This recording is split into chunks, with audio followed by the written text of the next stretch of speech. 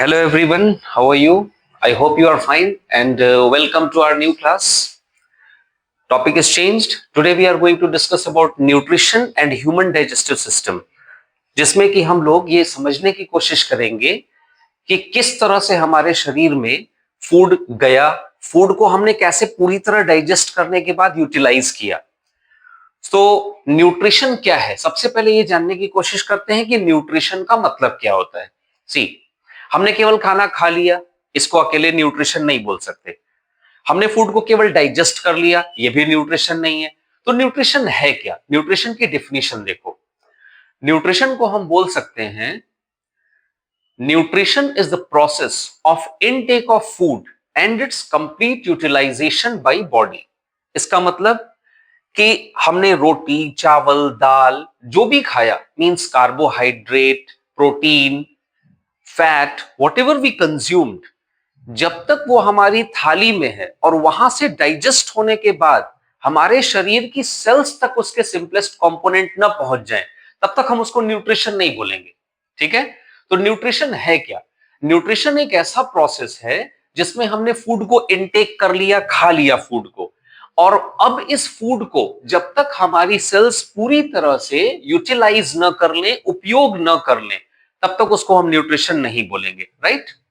अब बात करते हैं कि ह्यूमन बॉडी में किस तरह का न्यूट्रिशन है। देखो, nutrition in human body is holozoic.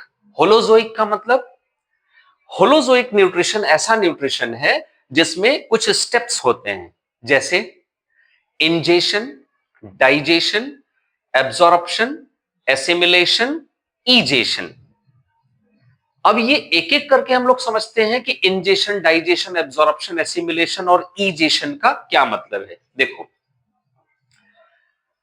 Ingestion, ingestion का मतलब हुआ इनटेक ऑफ फूड। हमने खाना लिया, हाथ से उसको ब्रेक किया, च्यू किया और चबाने के बाद उसको निगल लिया, ये हुआ इनटेक ऑफ फूड। अगला स्टेप स्टार्ट होता है डाइजेशन। डाइजेशन की शुरुआत हमारे बक्कल कैविटी, जहां पर हमारे दांत, हमारी जीभ है, सलाइवरी ग्लैंड्स हैं, सलाइवरी ग्लैंड से निकलने वाला सलाइवा है, वहां से ये प्रोसेस स्टार्ट हो जाता है। और स्टमक में थोड़ा डाइजेशन होता है, कुछ डाइजेशन हमारे इंटेस्टाइन में होता है। तो डाइजेशन में एग्जैक्टली हम करते क्या है, हमारा शरीर क्या करता है? Digestion is breaking down of complex food into simple soluble form. अब कॉम्प्लेक्स फूड का मतलब बताऊं, जो रोटी चावल हम खा रहे हैं वो एक कॉम्प्लेक्स कार्बोहाइड्रेट है, जिसको हम क्या बोलेंगे? स्टार्च। अब स्टार्च को हमारी सेल्स सीधे तो ले नहीं सकती, स्टार्च को पहले और इजी कंपोनेंट्स में तोड़ना होगा। जैसे पॉलीसैकेराइड है, इसको पॉलीसैकेराइड बोलते हैं, उसको सिंपलेस्ट फॉर्म में लाना होगा, मोनोसैकेराइड मतलब ग्लूकोज तक। सिंपल भाषा में ऐसे समझ लेते हैं कि कार्बोहाइड्रेट अपने सिंपल सोल्यूबल फॉर्म में आएगा, ग्लूकोज। अब ये ग्लूकोज हमारी सेल्स इजीली एसिमिलेट कर लेंगी, ले सकती हैं। तो ये हुआ इंजेशन, डाइजेशन। ऐसे ही प्रोटीन के साथ भी होता है, फैट के साथ भी होता है। सो तीसरा स्टेप क्या था? एब्जॉर्प्शन। अब एब्जॉर्प्शन का मतलब क्या हुआ? In absorption food reach from intestine to blood stream. फूड का फाइनल डाइजेशन हमारे स्मॉल इंटेस्टाइन में है, हम लोग अभी आगे डिटेल में इसको देखेंगे। तो जब हमारे इंटेस्टाइन से फूड हमारे ब्लड स्ट्रीम तक पहुंच गया, मतलब हमारे ब्लड में आ गया, अब ब्लड उसको लेकर के चल रहा है, तो उस प्रोसेस को हमने बोला एब्जॉर्प्शन। अब ब्लड तो हमारे शरीर में हर जगह जाएगा, सारा का सारा पचा हुआ खाना हमारे टॉप टू बॉटम हर जगह डिस्ट्रीब्यूट किया जाएगा। So now next step is assimilation. See what happens in assimilation. In assimilation, the digested food reach to cells from blood. Blood stream से ये सेल्स के अंदर चला जाए, मतलब जिस सेल को जिस कंपोनेंट की जरूरत है उसको वो ले ले, ये हो गया एसिमिलेशन। अब बचा क्या?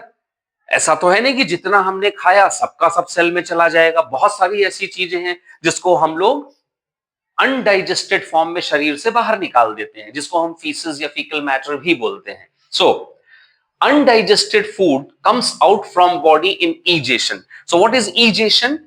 Egestion is the process of removal of undigested food from the body. I hope you understood all these 5 steps: ingestion, digestion, absorption, assimilation and egestion, right?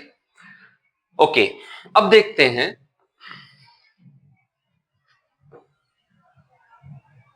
ये देखो, यहां मैंने 2 पिक्चर अगल बगल रखी है। एक में तुमको 3 डायमेंशनल फिगर दिख रहा है, ह्यूमन एनाटॉमी। इसमें तुम्हें कुछ हड्डियां भी दिख रही होंगी, sternum bone, ribs, hand bone, और इसके अंदर लंग्स, ठीक है। हार्ट तो नहीं दिख रहा है, यहां पीछे है स्टर्नम के। See this part is liver, ये जो येलो कलर का पोर्शन है ये स्टमक, और ये लंबी सी इंटेस्टाइन की ट्यूब, जिसमें ये थोड़ी जो ब्रॉड ट्यूब है, मोटी ट्यूब ये चल रही है, ये लार्ज इंटेस्टाइन है, और पतली वाली ट्यूब जो है इसको स्मॉल इंटेस्टाइन बोलते हैं। अब एक कंफ्यूजन आता है क्या, कि हम स्मॉल इंटेस्टाइन की ट्यूब को थोड़ा सा लंबा देख रहे हैं, हाईली कॉइल्ड, फिर भी इसका नाम स्मॉल है, और जो लार्ज इंटेस्टाइन है ये ट्यूब लेंथ में तो छोटी है लेकिन इसका नाम है लार्ज इंटेस्टाइन। तो स्मॉल और लार्ज किस बेसिस पर हमने कहा, देखो स्मॉल और लार्ज बोलने का बेसिस यहां है diameter of the pipe. Small intestine की ट्यूब का डायमीटर लार्ज इंटेस्टाइन की ट्यूब से कम होता है, इसलिए लार्ज इंटेस्टाइन का डायमीटर बड़ा होने के कारण हमने कहा कि ये लार्ज इंटेस्टाइन है, और स्मॉल इंटेस्टाइन का डायमीटर कम होने के कारण हमने इसको बोला कि ये स्मॉल इंटेस्टाइन है। ओके, पूरा का पूरा ये हाईली कॉइल्ड ट्यूब हमारे इन कमर की हड्डियों के बीच में यहां पर ऐसे रखा हुआ है। अब जरा इधर वाले डायग्राम पर आओ कि हम कॉपी में ड्रॉ कैसे करेंगे। सी फॉर दिस एक सिंपल डायग्राम तुम्हारे सामने बना है, जिसमें मैंने A B C D part unlabelled way में रखे हैं। ओके, फिर मैं तुमको डायग्राम बनाना भी अभी सिखाऊंगा कि इस डायग्राम को हम ड्रॉ कैसे करेंगे। So I hope you understood this much. इतनी बात सबको समझ में आ गई होगी। अब आओ देखें कि हम इस डायग्राम को ड्रॉ कैसे करेंगे। सी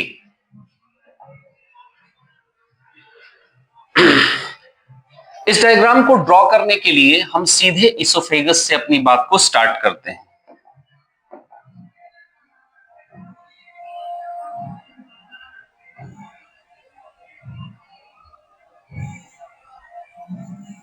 ये स्टमक, अब स्टमक के नीचे ये जो पतली tube I, this tube is duodenum, right. Duodenum में यहां पर ऐसे ओपनिंग छोड़ देते हैं, और इस जगह पे शो कर दिया लिवर, गॉल ब्लैडर। इस ट्यूब को नीचे लाओ गॉल ब्लैडर के, और यहां पर ये ट्यूब पीछे से आई और इसने पेनक्रियाज को ज्वाइन कर लिया। ये पेनक्रियाज बना देते हैं just under stomach like this, और ये ट्यूब में ड्यूडेनम में इस तरह से खुल गई। और यहां पर अब हम शो कर दें लार्ज इंटेस्टाइन की tube like this is most simple way of drawing diagram. ये वर्मीफॉर्म अपेंडिक्स,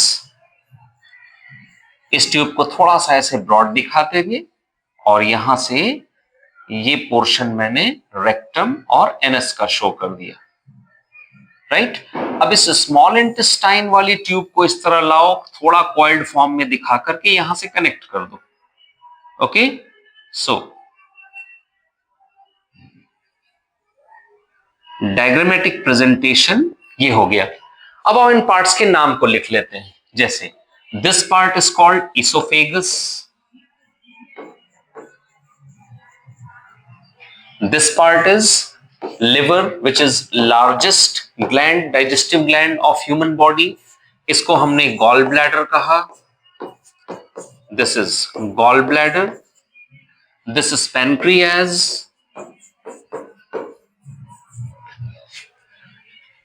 ये ट्यूब है ड्यूडेनम, यहां पर जियोजेनम और इलियम दो पार्ट होते हैं, तो चलो इसे शो कर देते हैं कि ये वाली ट्यूब इलियम हो गई, ये भी स्मॉल इंटेस्टाइन का पार्ट है। यहां पर स्टार्ट हुआ लार्ज इंटेस्टाइन जिसमें मटेरियल इस डायरेक्शन में चलेगा, फिर यहां से हॉरिजॉन्टल और इधर से down. So this part is representing caecum, CAECUM. This part is representing colon and this part is rectum. और जो एक्सटर्नल ओपनिंग है जहां से अनडाइजेस्टेड पोर्शन बॉडी के बाहर आएंगे, दैट इज कॉल्ड एनस। तो एटलीस्ट इतनी लेबलिंग हमें आनी चाहिए। ओके, सो एक और बात समझ लेते हैं। सी, हमारा स्मॉल